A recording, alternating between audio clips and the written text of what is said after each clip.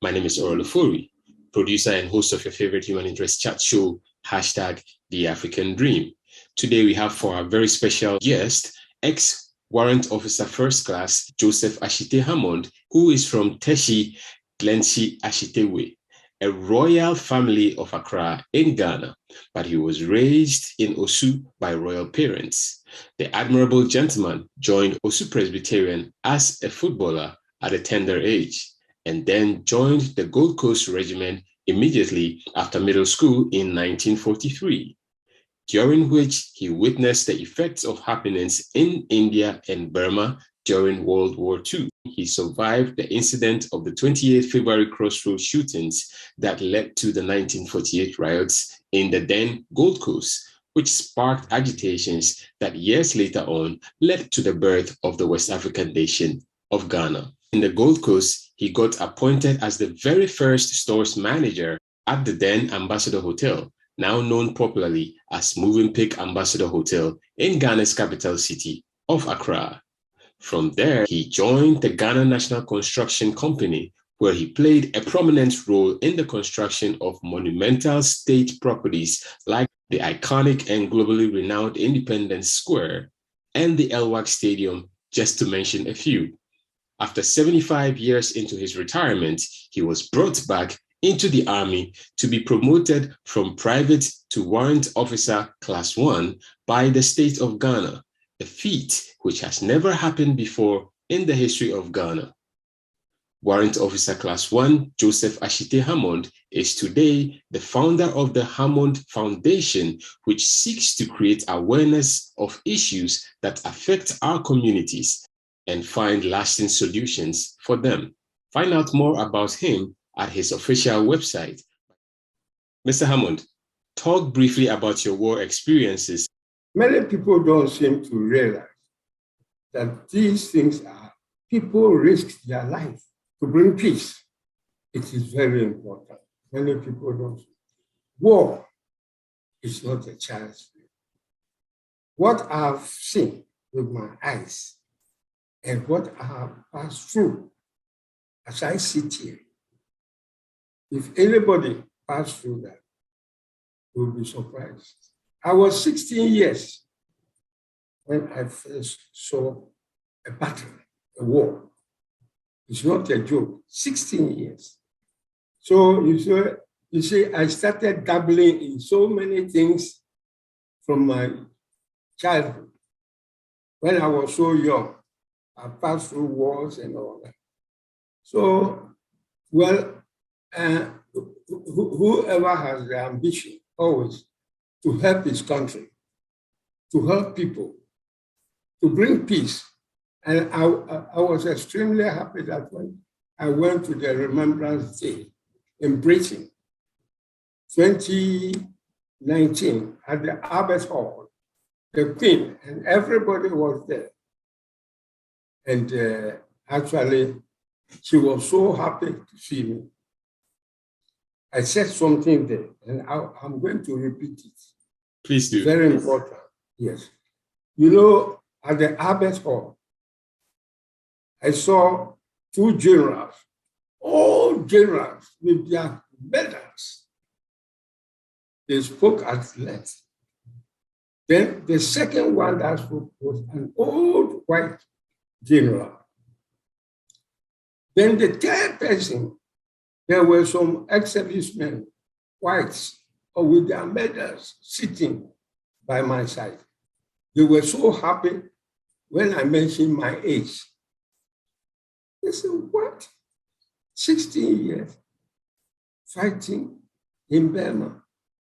Well, I fought to save humanity. This is one very important thing that I want people to realize that is very important. I risked my life at the age of 16 to save the entire world from calamity, from trouble. And this is exactly what I said. I'm going to repeat. I said, I fought to bring peace, sacrifice to bring peace to humanity. We're very happy that you survived and you came back alive to tell your story to humanity. And if you have the chance today to speak to the world, what would you tell them briefly to do to ensure that we don't experience another war like the First and Second World Wars? Thank you very much for saying this. Many people don't seem to realize that peace is a jewel. Peace is a goal. I'm telling you, if you have seen war before, whoever has seen war before, they will appreciate. You will never play with what is called peace. So that whoever wants to, to generate some sort of hostilities, we have to suppress it immediately. This one thing I will advise the whole world, because what we passed through during the Normandy beach, the Russia battlefront, and all the other wars that you have participated, and I know what it means. So if anybody wants to start hostilities, we have to suppress it immediately. That is why I'm so happy about the United Nations. The First World War, 4 years later, there was another war, 1914 to 18. Now, 39, 6 years, there was an improvement. And we don't want to be, especially those that saw the war with their naked eyes, we don't want to see it at all again. We don't want it. It is devilish. It is satanic. So please, whoever will try to bring war, we have to suppress it. Thank you very much for sharing that opinion. Now, during my introduction of you, I mentioned the fact that you're from a royal family, which is the Teshi Lenshi Ashitey. Tell us a little about that royal family. I was fortunate. I was born into two royal families. My father was a Sempe chief. My father, Sempe chief, 1857. And I hail from my father's family to Teshin. That also, I hail from the royal family also. Whoever you hear, the name is Ashitey. It means it's a royal. Ashele, woman, is a royal. I'm a pure royal from both sides. The father and the mother side. My mother was born by the chief. And here in Teshin, I sit on the throne too. When it is my time, I remember there was a time there was trouble around the chieftaincy. So 4 of the elders with the stick of authority from the chief. My father was alive. They brought a stick. They called all of us. My father didn't want it. My uncle too didn't want it. My brother was then in the United States Army, also in America. So it came to my turn. They asked. I said, for me, chieftaincy out. Why did you refuse? Yes, I refused because a lot of people here, what happens? They used to, I'm telling you the truth, and people can testify that they will take you, select you to occupy their stool. They did themselves kill you. It is a fact. It is true. The truth shall make you free. I'm not saying something that all those from royal families and me, they know this thing. They will take you. They will select you. By election, they will eliminate you. I don't like it. I like to be a simple person. I hail from a royal family and I'm a royal. I sit on the throne. But personally, no. Thank you. Thank you very much for sharing with us this insider information and also availing yourself to share the truth with humanity so we can better advance our situation as human beings. Let me ask you one more question related to royalty. You had earlier on mentioned the Queen of England, Queen Elizabeth II. You have a very special relationship with her family and also her grandsons, one of them, Prince Harry. Tell us a little bit about your friendship with Prince Harry and what's so special about it. It's marvelous. And it's very interesting. Everybody seems to know me, especially my old dear friend and brother, Prince Harry. All these, awards and all these letters from Prince of Wales, the heir to the throne. You see, all these people, they have love for me so much. I did a walk, and even the walk, Prince of Wales gave a donation, very big donation. He spoke a lot about me. Prince Harry too wrote a special letter, and the wife, Meghan, they brought it to me. And one thing that also gladdened my heart is the armed forces of Great Britain, the military high command, the generals, they wrote a special letter to congratulate me that their fellow soldiers, they were watching, they watched when I did all this, they were extremely happy that their fellow soldiers doing this at the age of 95. It is fantastic. You yourself are a very marvelous person to experience the harsh realities and brutalities of a very evil war at the tender age of 16 is no joke. And to come back from it alive and be willing to continue your service to the state is very wonderful. Speaking of your service to the state, talk a little about your work with the state of Ghana as a construction engineer and mention some of the people you worked with or some of the things that you worked on and why these things are very special to you as a person. Special. Whenever I cast my mind back and I think about those years, I feel so happy. I feel proud that the Lord has granted me more years to do all these things for my country.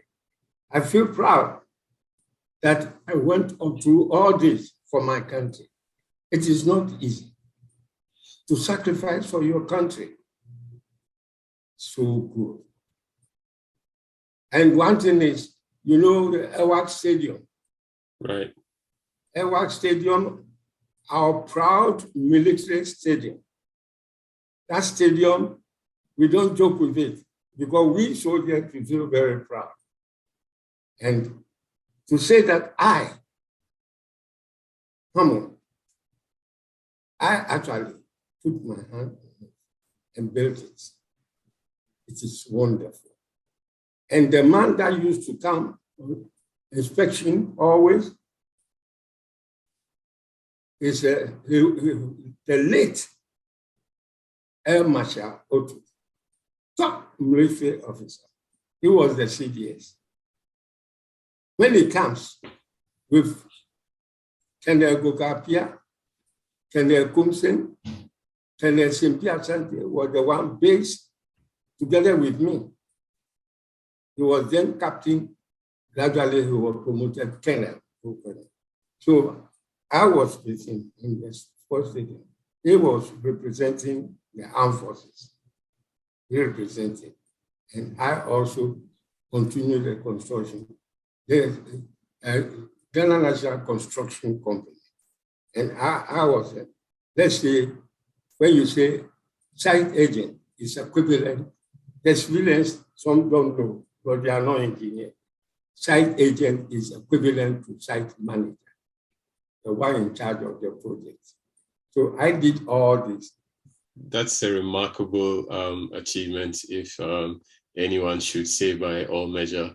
And speaking of leadership, let me also ask you, you were once the leader of Ghanaians in the neighboring country of Togo. Tell us how that came about and how your leadership positively influenced the people, especially the Ghanaians in Togo. Thank you very much. I'm the leader of Ghanaian community in Togo. As I sit here, oh boy, nobody can claim it.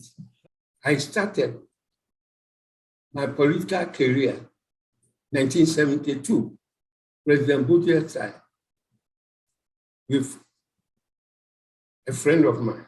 So I knew a lot about politics. I knew, because I felt that at least I must serve my country, all spheres. Right. Not only eating alone, but all the rudiments about politics. I know it. Because I was eager to help my country, all spheres. So I don't concern myself with, because you are my tribe. No, you are my brother or my cousin, and you belong to such and such party. So I automatically must belong to the party. I'm very, very sorry to use this word. It is ridiculous. Different your opinion, different my opinion. No matter what, if I feel that this thing I'm doing is good, it will help the country, I will do it. I'm not afraid. The truth shall make you free. Different your opinion, different my opinion. And when you are not doing it properly, I have every right to change my mind. That's the point. Maybe I belong to this party and something is happening. I've been talking, but they don't care. I'm a human being. I have every right to change my mind and do the right thing so that they will move the country forward. This is the best thing to do. Not to stick to be a one-way person, because my father belonged to this place, so I have to belong. No, it's wrong. You have to work. What will catapult the country? Push it forward. This is my policy.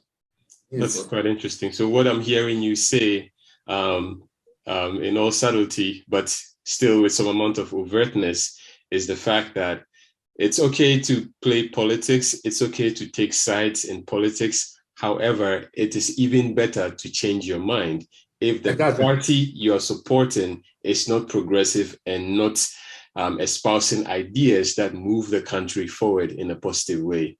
Thank you. Sometimes, because people will still stick to a particular line irrespective of how negative their ideas and policies are. So it's very nice to hear you say this. It's very refreshing. Yes. Change is good, especially if it's positive, and don't be afraid to embrace it. Thank you. I'm glad that you have used this word, because I'm sorry to use this word. They say it is only the fool that does not change his mind. Only the fool. Fool. Only a fool does not change his mind. If you are in your right senses, when the time comes for you to change, so that you accelerate the progress of the country. This is my policy. That's interesting. It's a very positive. So if somebody is your enemy, that person is not my enemy. I have different opinion, so that the country will go. My aim is always my country to go on. That's all, to achieve success. Good. That's all. Good. You come from a very large family, which you have said over and over again. Since behind every strong man, there's a woman. Tell us a little bit about your wife and the children you and your wife share together. Thank you very much for asking me this. I was lucky to have a very good wife. What's her name? Domenyo Awo Mensa from Anyaku. But after her death, there was Osu. You see, she is called Miss Saba from Osu. And I have a very beautiful daughter. and children. Some of the children are in Europe, in Spain, in Italy, one in Sicily, Palermo, then other in Rome, and another one in Spain, Barcelona. Also, these children, they are struggling because they are men. They have to fend for themselves. Right. And I feel proud. See, so thank you for asking me this. They are trying. In future, if I die, well, and one is sitting before me. You see, I think you know me. Get him into the camera. Let's say hello to him. Come into the camera. How you doing, sir? Well, thank you so much for spending time to take care of our great ex-warrant officer first class, Joseph Ashitey Hammond. We know it's a great sacrifice. We know he's your father, but we also know that he will bless you in all that you do for and with him. And we just wanted to appreciate you. You're so overwhelmed. Well, thank you for being there. We appreciate you. Thank you. All right. Onipa, ira don obomode wa denche. Hama bibo sane ekome oye afi nyuma na ehu kekpa. Ni nyumo ejobo wa denche. Mini oyo ni obaye ke hamen koni amena noni amebanye ni amefe koni amehu ame da keshe shoni amena minshe. Thank you. Engon napi, yemolo obie, jomolo ma go, olupa yo ma go, money leni le pure the question. Now, maybe behind more life itself for. Mo fẹ́ mo jẹ́ o tí mo bá fò Chicago, pínpín Chicago mo hàn. Mo mọ̀ lẹ́ hàn. Long life. Now, mo fẹ́ mo sọ̀rọ̀. Mo fẹ́ mo ní sọ̀rọ̀ ẹ̀ kẹ́ ọ̀ nánú mọ̀. Kẹ́yìn ṣàkẹ́mi. Can't feel mistake. Forgive me. Darling, everybody no be all. We're human beings.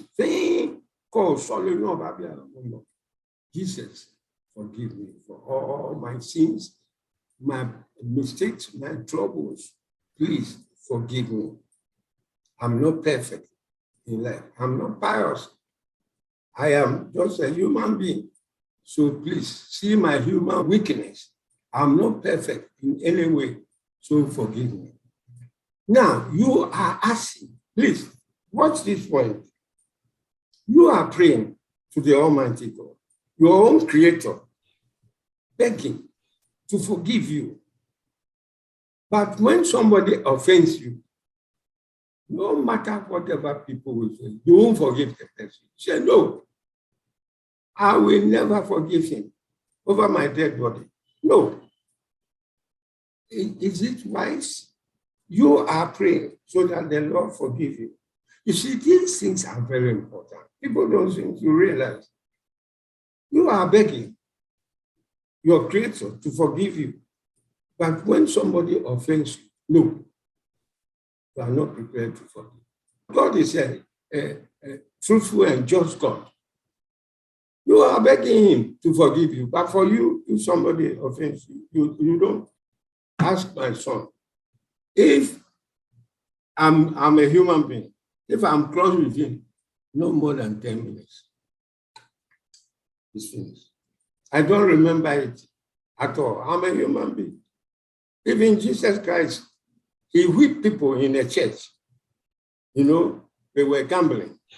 And Jesus himself, you see the seriousness about the whole thing. But they forget them. He went even to the church to teach the elders there. about the rudiments, about worshiping. So, the same thing. Thank you very much. Thank you very much. Whoever does that, always he will stay long. He is the medicine. That's all. People used to ask me, well, what's your secret? Why you have attained age after the war and all, you have passed through war, you have attained the age of 96 years? No, there's some secret. Then I used to tell them this. You used to thank me. Thank you for sharing. We appreciate this life knowledge. And tell us a little bit about your foundation, the Joseph Hammond Foundation, Thank you. And how people can connect and contribute to support the work you're doing through the foundation. Thank you very much. May God bless you abundantly. You see, I went to the war at the tender age, and now I feel that if my colleagues, you see, some of my own friends, I love them very much. Some died. Now, I always pray for them. So because they also sacrificed in the house and everything, always they sacrifice. So once they also sacrifice, I must also pray for them, always. And why I established the foundation. There are a lot of children who are very clever. Very, very clever. But because of financial encumbrances, financial problems, because of poverty, to help some of them. You see, to help. Because the child is called awareness. Awareness. Awareness cut across so many things. This is another one to help. When President Akufo-Addo took him, he said something that I was very extremely happy. When he landed on the sea, the first thing that he said, he wanted Ghana to be the cleanest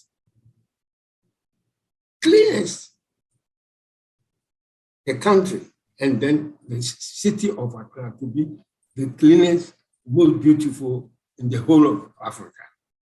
What a wonderful presidency.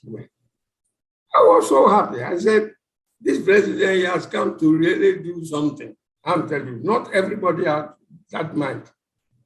Please, don't think of your personal affairs. Think broadly about the whole country. He's having two shoulders. Let everybody put his shoulders across so that all of us, we help him. He has a mission. He has a mission. Now, if we help him and he succeeds, the whole Ghana succeeds. So this must be our prayer, everyday prayer, that Akufo-Addo must succeed. When he succeeds, the whole country succeeds. When the president succeeds, the whole country succeeds. Exactly.